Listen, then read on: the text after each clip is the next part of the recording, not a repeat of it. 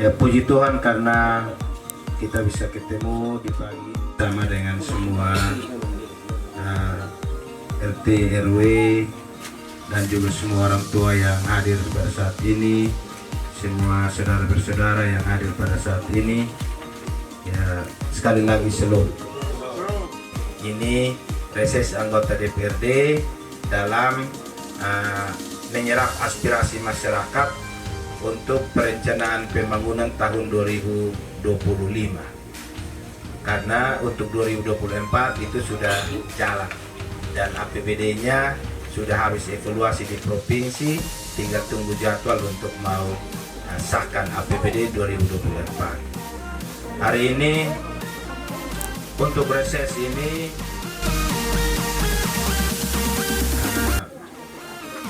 sistem perencanaan pembangunan nasional ada 5 pendekatan. Pendekatan yang pertama adalah pendekatan secara teknokratif, dan pendekatan yang kedua pendekatan secara politis, pendekatan yang ketiga itu pendekatan partisipatif, dan juga ada top down bottom up, dari atas ke bawah, bawah ke atas. Itu dari dan akhirnya terjawab untuk drainase kota ketika dilelang, lalu pemenang lelangnya sudah ada dan materialnya mau turun, ternyata batal. Itu lokasinya di samping SMA PGRI.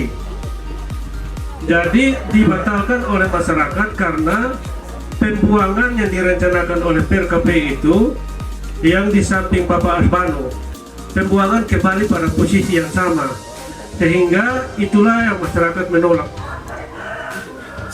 Oleh karena itu tahun demi tahun musrembang tetap diangkat. Jadi waktu itu saya sempat dengar dari teman-teman yang lain bahwa di PRKP itu untuk kampung Sawu di kota tidak akan dilayani dengan drainase kota, oleh karena penolakan itu. Jadi kalau bisa, kalau ini tahun Bapak Egi kami percayakan, maka tetap Bapak Egi tetap perjuangkan itu, sekalipun ada persoalan pasti kita turun ke lokasi untuk kita ribut bersama. Hal yang ketiga, kendala yang masyarakat Kampung Sawu, mungkin semua masyarakat kota tentang air bersih, air PDAM. Kalau musim hujan ini ada dua penyakit yang paham buat kepada kami, yaitu pertama, kalaupun air jalan sudah pasti airnya hijau atau kuning. Yang kedua, mungkin debit airnya cukup besar sehingga pipa main patok terus. Akibatnya kami kesulitan air. Kalau musim kemarau, dia alasannya bahwa debit air berkurang, tetapi pipa tetap patah. Jadi kurang lebih 3 penyakit ini yang PAM tunjukkan kepada kami, sehingga kami masyarakat Kota Soe mungkin kesulitan dengan air PAM. Lalu sekalipun air tidak jalan, tetapi kami bayarnya lumayan juga. Kalau saya mungkin 1 per kubik itu airnya dikenakan kontribusinya 4.250. Kalau saya pakai 1 ember tetap dihitung 10 kubik berarti 42.500. Ditambah dengan administrasi 30.000, yang darinya 20.000 ke 30, akhirnya bisa jadi 70-an ribu ketika kita bisa pakai air 1 ember saja. Jadi ini saya kira persoalan air bersih ini masalah. Waktunya, jadi mungkin beta mewakili suara-suara anak muda, asik. Jadi suara anak muda yang banyak kendala waktu kuliah. Jadi lebih ke mau tanya ke Bapak nih, kalau misalnya beta sekarang masih di ongoing untuk perkuliahan, kalau misalnya alur atau proses yang harus beta tempuh untuk kira-kira apa istilahnya kerjasama lah, kalau dibilang beta mau sebut dalam bentuk minta bantuan ke pemerintah, tapi lebih ke kerjasama. Jaminan bisa dikasih ke beta, tapi beta juga kasih kualitas pendidikan yang beta tempuh.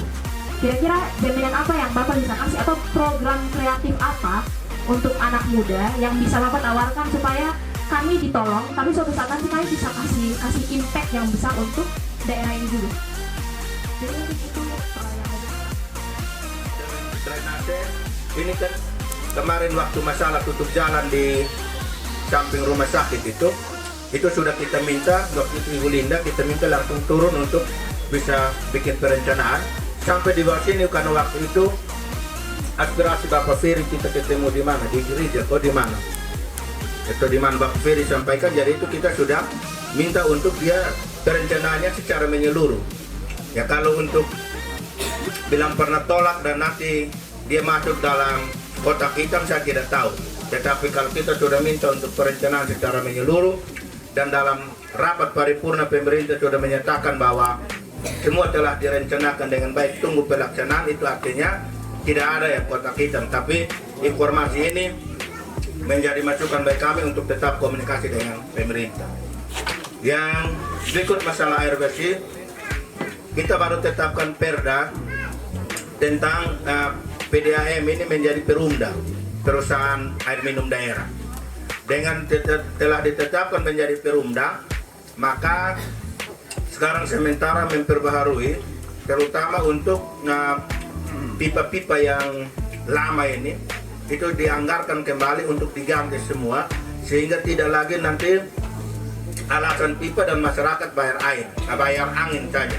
Nah itu yang sementara ada memperbarui semua titik pipa-pipa dalam kota untuk nanti bisa lebih baik. Dan itu oleh daerah, karena ini kita harus ada penyertaan modal, harus ada penyertaan modal lagi masuk ke sana untuk memperbaharui semua yang ada untuk pelayanan air minum. Itu seperti itu. Yang berikut soal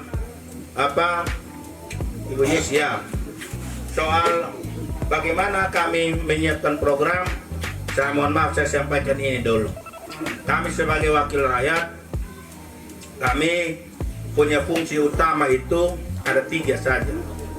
Fungsi DPRD yang pertama itu adalah fungsi legislasi, yaitu untuk kalau di daerah itu menyiapkan dan bersama-sama dengan pemerintah membuat peraturan daerah. Fungsi yang kedua, fungsi budgeting atau penganggaran. Fungsi yang ketiga, pengawasan. Tugas utama DPRD memperjuangkan aspirasi masyarakat. Sedangkan untuk program dan kegiatan itu ada pada pemerintah, dalam hal ini eksekutif. Tapi masukan-masukan ini kita terima. Maksudnya ada aspirasi yang diberikan, kami terima aspirasi itu, nanti kami dalam fungsi penganggaran, kami panggil pemerintah, duduk bersama, kira-kira aspirasi yang kami terima dari pemuda ini seperti ini. Kira-kira nanti kalau dia masuk dalam program kegiatan, itu dia pasti nomenklatur yang mana. Karena nomenklatur itu ada pada pemerintah daerah. Kami hanya memberikan saja hasil reses, kami dapat masukan-masukan dari aspirasi masyarakat seperti ini. Tolong dinas coba kemas dia dalam program kegiatan seperti apa. Setelah aspirasi itu didengar, disiapkan dalam program kegiatan, kita masuk dalam penganggaran. Disitulah kita melaksanakan fungsi penganggaran untuk dukung aspirasi yang telah dibuat oleh pemerintah dalam bentuk program dan kegiatan.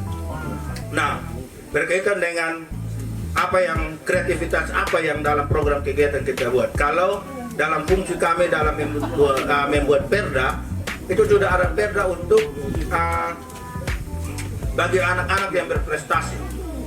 Itu sudah ada perda untuk yang mereka diperhatikan, untuk yang berprestasi dalam bidang pendidikan, dalam bidang olahraga, semua diperhatikan.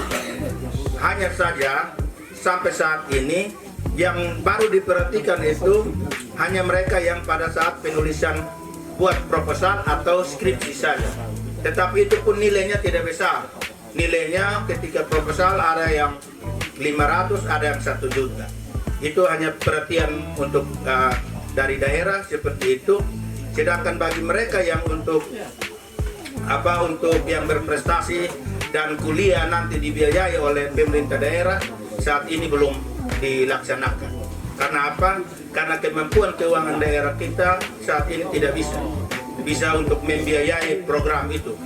Karena semua dana yang 1,6 T di TTS ini 95% itu dana transfer pusat. Karena PAD kita sampai saat ini hanya 46 miliar. Sedangkan dana APBD secara keseluruhan itu tahun ini 1,6 triliun. Nah, 1,6 triliun ini yang kita punya PAD baru sekitar 46 miliar. Hanya baru sekitar 2 atau 3% dari 1,6 T. Nah, itu yang menyebabkan sampai hari ini banyak program kegiatan yang tidak bisa dibiayai sepenuhnya. Walaupun kami sudah buat perda, tetapi perda itu untuk pelaksanaannya tergantung kepada ketersediaan anggaran. Nah, kalau sistem transfernya tadi saya sudah jelaskan soal sistem transfernya, berarti kita tahun ini dan tahun berikutnya kalau sistem transfer belum berubah, maka tentu akan menjadi kesulitan di dalam pembangunan lebih lanjut karena kita harap PAD rendah. Jangan lupa klik tombol subscribe, like, dan klik tombol notifikasinya.